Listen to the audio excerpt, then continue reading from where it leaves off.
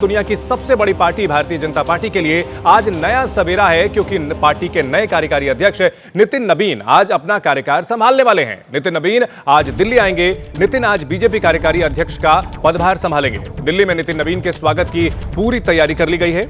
दिल्ली में बीजेपी मुख्यालय में नितिन नबीन का सम्मान किया जाएगा। सबको चौंकाते हुए नितिन नबीन के नाम का ऐलान कल किया गया और अब नितिन नबीन पहुंचेंगे, पटना से आएंगे दिल्ली और यहां उनका स्वागत किया जाएगा।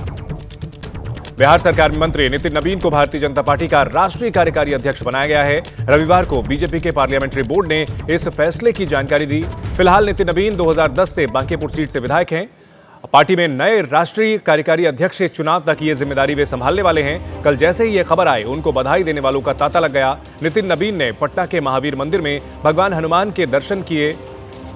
अपने पिता और बीजेपी के बड़े नेता रहे नवीन किशोर प्रसाद सिन्हा को याद किया और श्रद्धांजलि दी। यहां एक चीज का जिक्र जरूरी है, बीजेपी अध्यक्ष बनने से पहले जेपी नड्डा भी कार्यकारी अध्यक्ष बनाए गए थे। इसलिए संभावना जताई जा रही है कि नितिन नबीन ही बीजेपी के अगले अध्यक्ष भी बनेंगे।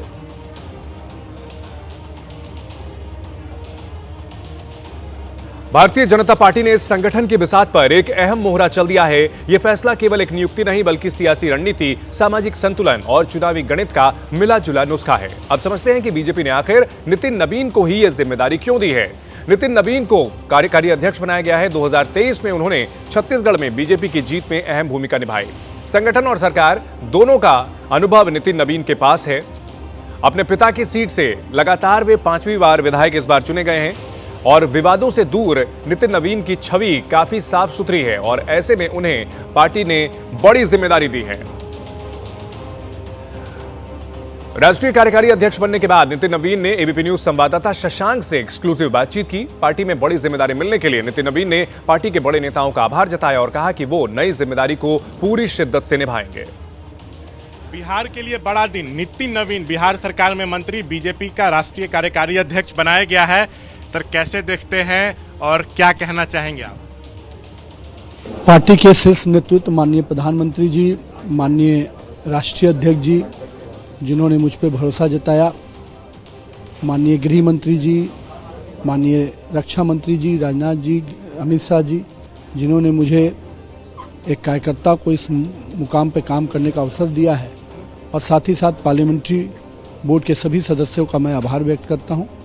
और बस यही कहूँगा कि जो हमारे केंद्रीय नेतृत्व का जो विचार रहा है, केंद्रीय नेतृत्व का जो हम लोग के काम करने के जो तरीके रहे, निश्चित रूप से उसको कार्यकर्ताओं के साथ संगठन को विस्तार, विशेष प्राथमिकताएं क्या रहने वाली हैं सर?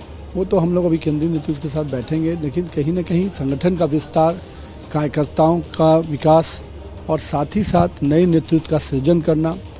जो हमारे करीब 20 राज्य एनडीए के सरकार के हैं, उन राज्य में केंद्र की और राज्य की योजनाओं को नीचे तक, जनता तक पहुंचाने में हमारे कार्यकर्ता किस प्रकार से ताकत और मेहनत से काम करे, इसका पूरा संगठन में भी सहयोग लेंगे। मोदी जी, अमित शाह ने आप पर बड़ा विश्वास जताया है। मैं केंद्रीय नेतृत्व का आभार व्यक्त करता हूँ, माननीय प्रधानमंत्री जी ने और माननीय राष्ट्रीय अध्यक्ष जी का बहुत बहुत धन्यवाद।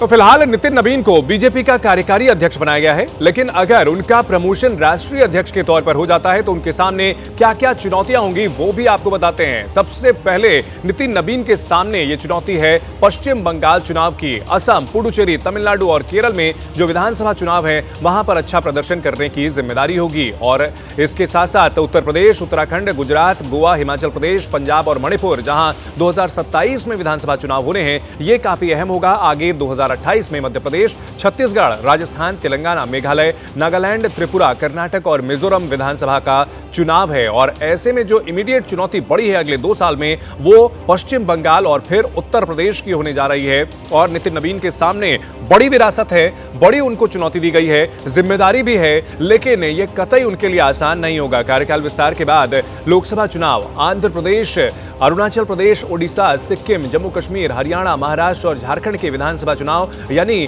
जब अगर उन्हें प्रमोशन दिया जाएगा, जैसे कि अब तक परिपाटी रही है बीजेपी में, उसके हिसाब से शुरुआती 3 साल के कार्यकाल में 21 विधानसभा चुनाव उनकी पार्टी को लड़ने हैं और नितिन नबीन को इसमें अपनी छाप छोड़नी होगी। और जो संगठन का कौशल अब तक वो दिखाते आए हैं, वो अब उनको राष्ट्रीय स्तर पर भी दिखाने के लिए मौका दिया गया है। नितिन नवीन की छवि साफ सुथरी है, लगातार 5 बार के विधायक रहे हैं और ऐसे में उनको बड़ी जिम्मेदारी दी गई है।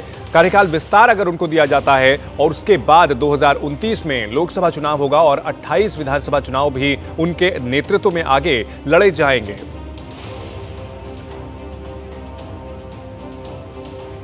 बीजेपी का नया कार्यकारी अध्यक्ष बनाए जाने के बाद नितिन नवीन ने तुरंत अपनी प्राथमिकताएं जाहिर कर दी हैं। कार्यकारी अध्यक्ष बनने के बाद उनका पहला लक्ष्य अगले साल होने वाले पश्चिम बंगाल विधानसभा चुनाव में बीजेपी की जीत है। बंगाल हो, यूपी हो, असम हो, भाजपा का कार्यकर्ता हर दिन चुनाव के लिए तैयार रहता है। यही भाजपा की खूबसूरती है और मैं मानता हूं कि बाकी लोग चुनाव में काम करते हैं, भाजपा का कार्यकर्ता 24/7 काम पार्टी करता है। के बीजेपी के सभी नेता नितिन नवीन को कार्यकारी अध्यक्ष बनने पर बधाई दे रहे हैं। वहीं कांग्रेस कह रही है कि बीजेपी में लोकतंत्र नहीं है।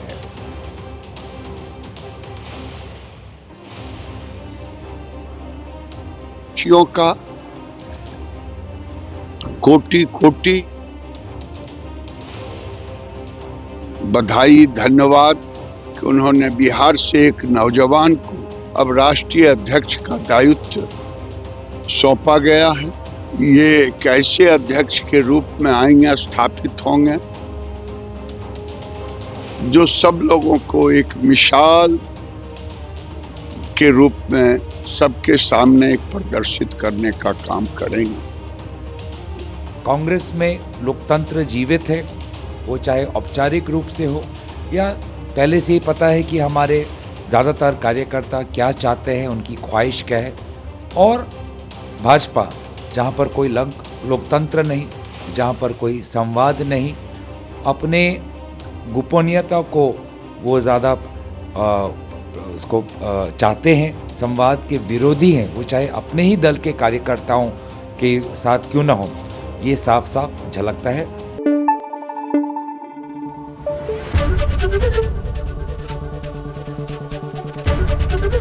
एबीपी न्यूज़ आपको रखे आगे।